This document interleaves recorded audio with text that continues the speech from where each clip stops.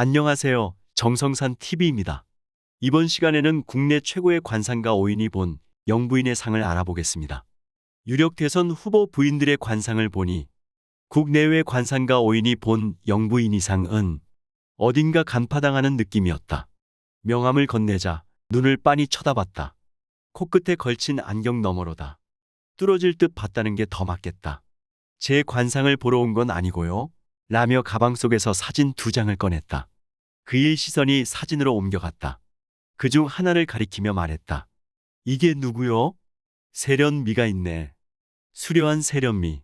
신기원은 허영만의 만화 꼴려의 감수자이자 작중 인물이다.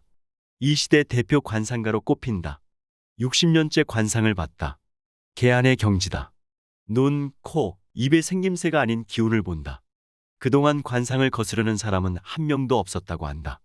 2007년 대선 때 이명박의 당선을 예견하며 부인 김윤옥 관상덕에 될 것이라고 했다. 서울 구이동 신씨의 사무실. 그가 가리킨 얼굴은 이재명 더불어민주당 대선 후보 부인인 김혜경 씨였다.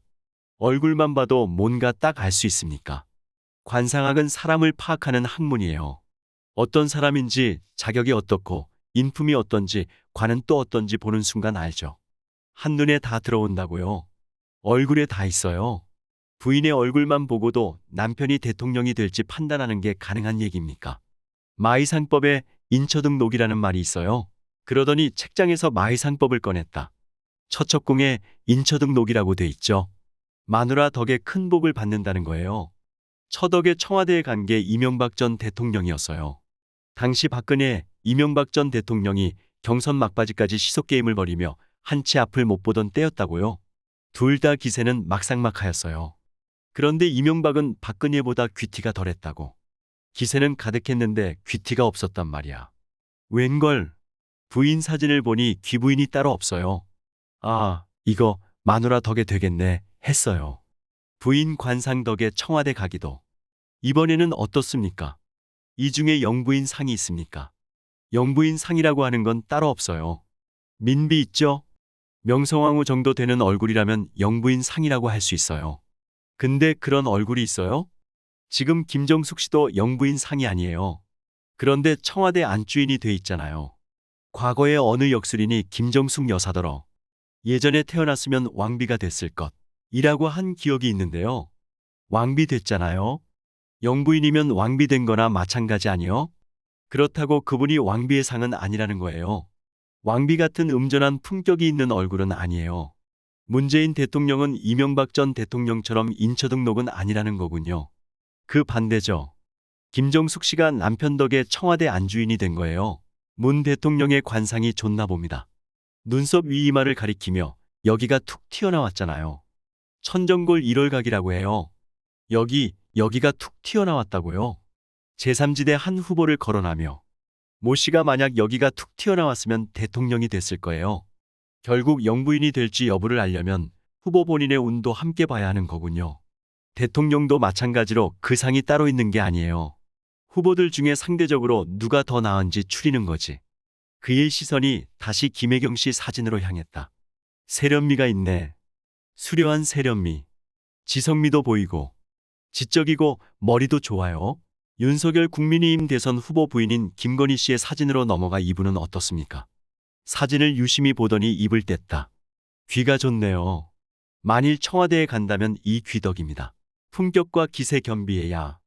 좀 더 자세히 말씀해 주시죠. 보통 눈은 어떻고 코는 어떻고 하며 설명을 해주지 않습니까? 그건 초보들이나 하는 거요. 여기 김혜경 씨는 세련미, 지성미가 있고 여기 김건희 씨는 지성미는 덜하지만 귀가 좋다고요. 종합해보면 누가 영부인이 될 것 같습니까? 그가 두 사진 중 하나를 가리켰다. 그런데 이 얘기는 웬만하면 쓰지 맙시다. 왜지요? 앞서 말했듯 대통령감, 영부인감이라는 게 정해진 게 아니에요. 그 중에서 상대적으로 나은 사람을 추려내는 건데 이번에는 새로운 사람이 좀 나왔으면 좋겠는데 더 낫다는 건 어떤 기준으로 봅니까? 이걸 참 뭐라고 설명해야 해? 귀철론이라고 해요. 보통 사람들은 얼굴만 보고 귀하다, 천하다 가릴 수가 없지요. 품격에 더해 기세를 보는 거예요. 이번에도 누군가는 대통령이 또 영부인이 될 텐데요. 국민들이 복이 없어서 엉뚱한 사람을 자꾸 찍어요. 다들 까막눈이라 사람을 볼 줄 모른다고요? 만일 엉뚱한 사람이 영부인 자리에 앉으면 어떤 일이 일어납니까? 지금 김정숙 씨가 우리한테 미치는 영향이 있어요? 똑같아요. 아무 일도 안 일어나요.